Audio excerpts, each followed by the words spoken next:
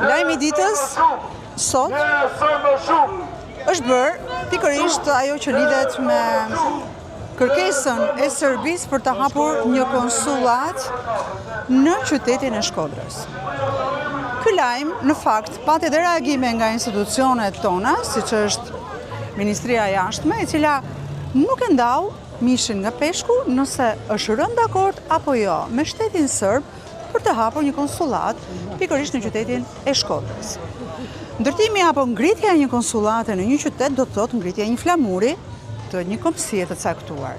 Por në fakt pyetja që ne ngrem është: kujt i intereson dhe çfarë roli ka një konsullat në një qytet të caktuar të Shqipërisë? Është më tepër një e Serbisë.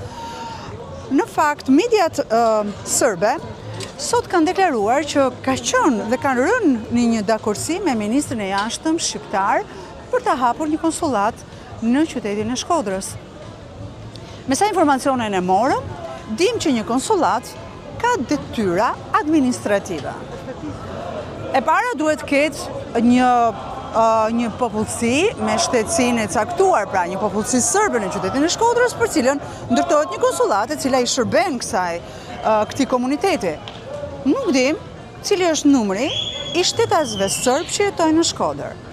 Por, duke pyetur dhe hulumtuar në lidhje me hapjen e një konsullate të caktuar në një qytet, ne mësuam që interesat kalojnë përtej kombësisë, përtej komunitetit dhe përtej administratës. Shërbimet sekrete. Ato mund të jenë një arsye për të cilën një konsullat mund të hapet në një qytet të caktuar. Duke ulëmtuar dhe duke kërkuar në internet, mësuam që në vitin 1901 në Vlorë është hapur konsullata e parë italiane. Dhe e dini kush ishte kurioziteti?